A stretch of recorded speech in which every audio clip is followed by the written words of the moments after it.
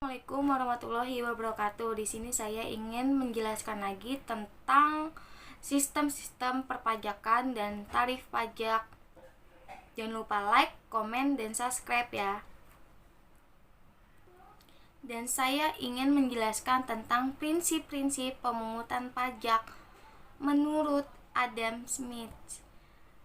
Terdapat 4 prinsip pemungutan pajak, yaitu 1. Equality adalah tekanan pajak di antara subjek pajak masing-masing hendaknya seimbang dengan kemampuannya. Yang kedua, certainty adalah pajak yang harus dibayar seseorang harus terang dan pasti tidak dapat dimulur-mulur atau ditawar-tawar. Yang ketiga, conviction adalah dalam pemungutan pajak hendaknya memperhatikan saat-saat yang paling baik dan tepat. Yang keempat, efisiensi adalah pemungutan pajak hendaknya dilaksanakan dengan sehemat-hematnya, jangan sampai biayanya lebih tinggi. Di sini saya selanjutnya menjelaskan tentang sistem-sistem pajak. Ada beberapa. 1. Self-assessment system, yaitu suatu sistem perpajakan yang memberikan kepercayaan kepada wajib pajak sendiri untuk mendaftarkan, menghitung, lalu menyetor, dilaporkan, dan juga menetapkan. Contohnya PPh pasal 25. Yang kedua, official assessment system, yaitu sesuatu sistem perpajakan di mana ini inisiatif untuk memenuhi kewajiban perpajakan berada di pihak spesifikasi. Dalam staf ini fiskus yang mencari wajib pajak memberikan NPWP sampai dengan menetapkan jumlah pajaknya. Contohnya adanya PPh pasal 4 ayat 2 atas pengalihan tanah atau bangunan dari WP dari pemerintah. Selanjutnya, saya ingin menjelaskan tentang tarif-tarif pajak. Ada beberapa. 1. Tarif lump-sum spesifik atau tetap. Suatu tarif yang berupa suatu jumlah tertentu yang sifatnya tetap dan tidak dipengaruhi oleh besarnya jumlah dasar pajak, objek pajak maupun subjek pajak. Contohnya biaya materai.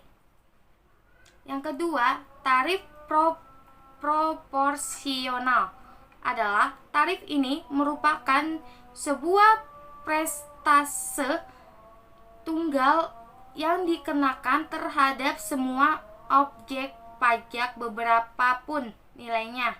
Contohnya tarif PPN 10%. Yang ketiga, tarif progresif atau persentase meningkat. Yang A, tarif ini berupa persentase yang meningkat seiring dengan meningkatnya jumlah yang dikenai pajak.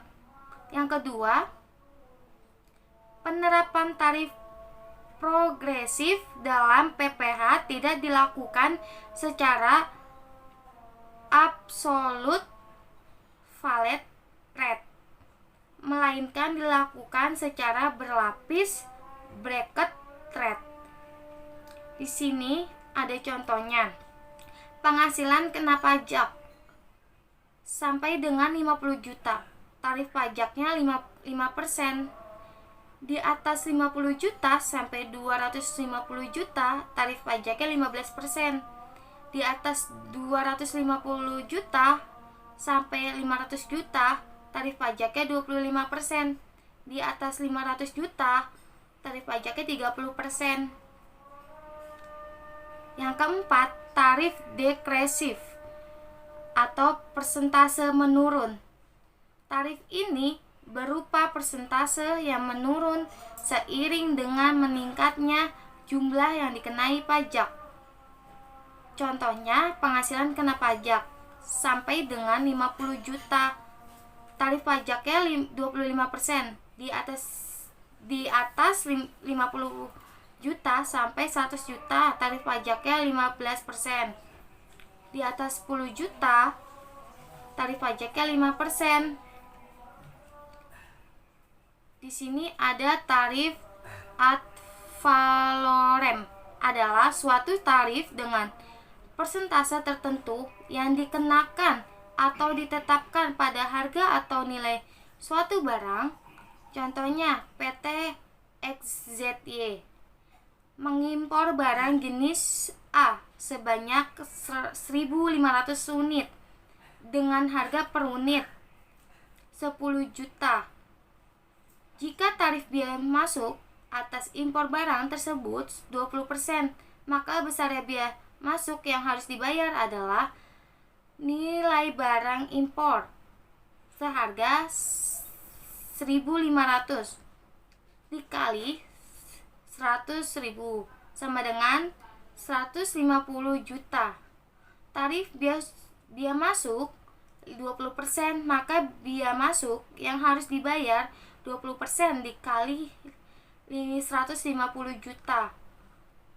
Totalnya 30 juta rupiah. Yang keenam, tarif spesifik adalah suatu jumlah tertentu atas suatu jenis barang tertentu atau satuan barang tertentu pula. Contohnya, misalnya PT ABC mengimpor barang jenisnya Z sebanyak 1.500 dengan harga per unit 100.000. Jika tarif biaya masuk atas impor barangnya 10.000 per unit, maka besarnya biaya masuk berapa? Berarti jumlah barang impor 1.500 unit, tarif biaya masuknya 10.000, maka biaya masuk yang harus dibayar 10.000 dikali 1.500 per unit sama dengan 15 juta, bukan dikali dengan 100.000. Sekian dari saya. Wassalamualaikum warahmatullahi wabarakatuh. Jangan lupa like, komen, dan subscribe ya guys.